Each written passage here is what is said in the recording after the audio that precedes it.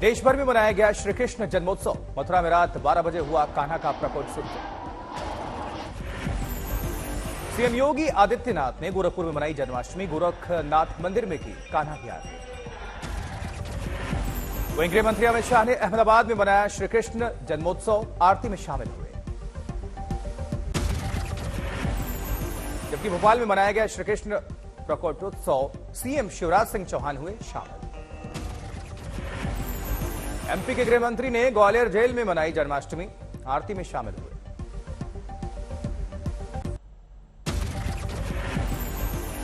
अलीगढ़ में दही हांडी कार्यक्रम के दौरान दो गुटों में विवाद। मस्जिद ले जाकर मारपीट का आरोप। मौके पर पहुंचे एसपी सिटी ने घायल को भेजा अस्पताल। हिरासत में लिए गए 3 आरोपी। वहीं पुलिस ने बताया दिल्ली गेट इलाके में हुआ था यह विवाद। अब स्थिति सामान्य है। उधर दिल्ली में एम्स में छात्र की मौत के बाद रेजिडेंट ने किया विरोध। मैनेजमेंट पर हॉस्टल सुविधा नहीं देने का आरोप। मेडिकल छात्रों ने एम्स कैंप्स के अंदर लोगों से मांगा चंदा। डोनेशन के रुपए से हॉस्टल बनाएंगे छात्र। लखनऊ के 139 किलोमीटर उत्तर पूर्व में आया भूकंप। रात 1:12 पर लगे झटके। नेशनल सेंटर फॉर सेस्मोलॉजी ने कहा धरती से 82 किलोमीटर अंदर था भूकंप का केंद्र। उधर राजस्थान के धौलपुर से बीजेपी ऑफिस पर तिरंगे से ऊंचा लगा पार्टी का झंडा। जिलाध्यक्ष ने कहा मुझे नहीं जानकारी। उत्तराखंड एसएसपी पेपर लीक पर पूर्व सीएम त्रिवेंद्र का बयान। एसटीएफ जांच से सामने आएगा सच। त्रिवेंद्र सिंह रावत ने कहा कोचिंग सेंटर्स की भी जांच करना जरूरी है। कांग्रेस ने कहा भविष्य से खिलवाड़ बर्दाश्त नहीं। 21 अगस्त को नोएडा में त्यागी समाज की महापंचायत है। 2 लाख से ज्यादा लोगों के पहुंचने की उम्मीद है। पंजाब खाद्य विभाग में करोड़ों के घोटाले की आशंका है। विजिलेंस की शुरुआती जांच में बड़े भ्रष्टाचार का इशारा। यूपी के डिप्टी सीएम ब्रजेश पाठक ने उन्नाव के स्कूलों का किया दौरा। जमीन पर बैठकर खाना खाया।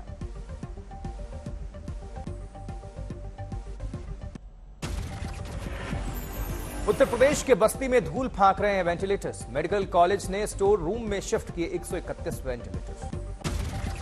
कोविड काल में बस्ती जिले को मिले थे 156 वेंटिलेटर। ऑपरेटर नहीं होने से बेकार पड़ी हैं मशीनें। मेडिकल कॉलेज में सिर्फ 25 वेंटिलेटर्स हैं। ऑपरेशनल स्टाफ नहीं होने से बाकी बेकार। जबकि टेक्निकल स्टाफ की कमी से जूझ रहा है बस्ती मेडिकल कॉलेज। 156 वेंटिलेटर्स के लिए सिर्फ 4 टेक्नीशियंस मौजूद। मेडिकल कॉलेज प्रिंसिपल ने कहा जल्द होगी टेक्निकल स्टाफ की भर्ती।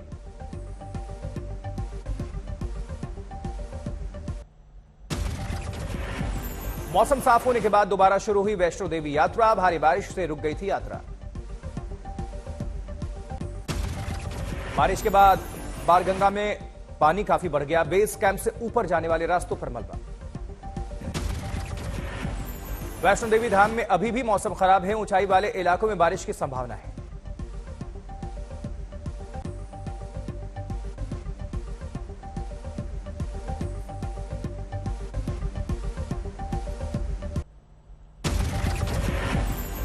दिल्ली के डिप्टी सीएम मनीष सिसोदिया के घर पर करीब 15 घंटे तक चली सीबीआई की छापेमारी। मनीष सिसोदिया आरोपी नंबर 1। सीबीआई की टीम ने 21 ठिकानों पर छापेमारी की। दिल्ली समेत 7 राज्यों में छापेमारी। नई आबकारी नीति से जुड़ा मामला। दिल्ली के उपराज्यपाल ने नई आबकारी नीति से जुड़े केस में सीबीआई जांच की मांग की थी। नई आबकारी नीति से राजस्व को हुआ था करोड़ों का नुकसान। छापेमारी में एक आरोपी अधिकारी के घर से सीबीआई को मिले दिल्ली की नई आबकारी नीति के गोपनीय दस्तावेज। मनीष सिसोदिया के घर के बाहर बरपा हंगामा। सीबीआई कार्रवाई के खिलाफ विरोध दर्ज कराने पहुंचे आम आदमी पार्टी के कार्यकर्ता।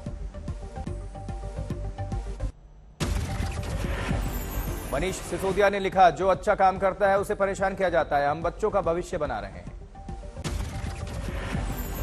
वहीं दिल्ली के मुख्यमंत्री अरविंद केजरीवाल ने सिसोदिया को बताया आजाद भारत का सबसे अच्छा शिक्षा मंत्री।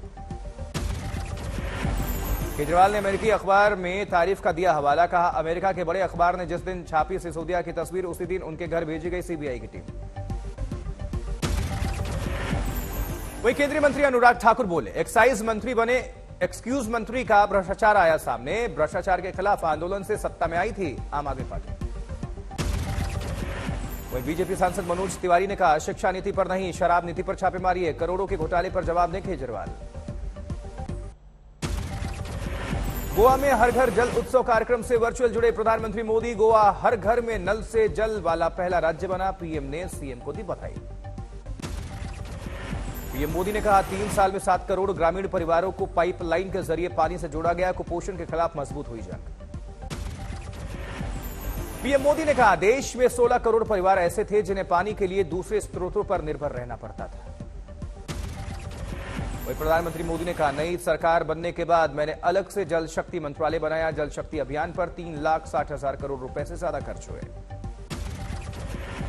वहीं बीजेपी महासचिव कैलाश विजयवर्गीय ने इंदौर में वृद्धा आश्रम में मनाया रक्षाबंधन, अंताक्षरी खेली, भजन गाए। वाराणसी में एक बार फिर उफान पर गंगा, घाट और किनारे बने मंदिर डूबे। इटावा में खतरे के निशान से ऊपर बह रही चंबल नदी, निचले इलाकों में बढ़ा डूबने का खतरा। बारिश और बाढ़ से सैकड़ों एकड़ फसल बर्बाद, कई गांव का जिला मुख्यालय से संपर्क टूटा। छत्तीसगढ़ को कोरबा में पहली बारिश में नई बनी 10 करोड़ की सड़क बर्बाद हो गई, बीजेपी ने लगाया भ्रष्टाचार का आरोप। गुजरात के सूरत में सैलाब का सितम, ड्रोन से लिए गए विजुअल्स में दिखाई दी बाढ़ की विनाश लीला। वहीं सूरत के पौष इलाकों में भरा है बारिश का पानी, लोगों को घर से निकलने में हो रही है काफी परेशानी। घरों में भी घुसा बारिश का पानी, घर का सामान बारिश की वजह से बर्बाद। सूरत का सरिया हेमंत गांव पूरी तरह से टापू में तब्दील हुआ, लोग ट्रैक्टर से कर रहे हैं आवाजाही। स्कूल्स में जल भराव के चलते छुट्टी का ऐलान, 3 दिनों से इलाके की बिजली भी गुल है।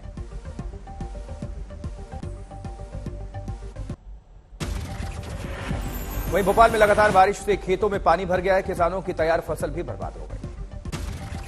मौसम विभाग ने मध्य प्रदेश में बारिश का अलर्ट जारी किया है, 20 से 22 अगस्त तक तेज बारिश का अनुमान है। जबकि राजस्थान के बाड़मेर में बारिश से बेहाल रेगिस्तान, कई इलाके पानी में जलमग्न। बाड़मेर में पिछले 36 घंटों से लगातार बारिश से कई इलाकों में घुसा पानी, कच्चे मकान जमींदोज।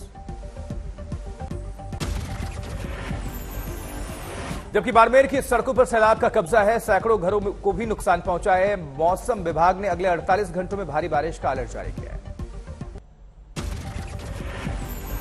वहीं राजस्थान के जैसलमेर में 36 घंटों से हो रही है रुक रुक कर बारिश, उफान पर नदी नाले। बरसाती नदी में बह गया एक युवक, नाले में नहाते वक्त पैर फिसलने से हादसा हुआ। उत्तराखंड में बारिश और लैंडस्लाइड का डबल अटैक जारी, बागेश्वर में 3 सड़कों पर मलबा आने के बाद आवाजाही बंद।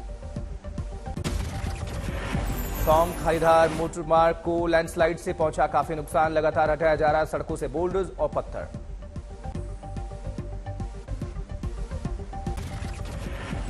पटना के बाईपास थाने में एक पुलिसकर्मी ने की खुदकुशी की कोशिश, तबादले से नाराज था। लखीमपुर खीरी में किसान नेता राकेश टिकैत ने जेल में बंद किसानों से मुलाकात की, तिकुनिया हिंसा मामले में हुई थी गिरफ्तारी।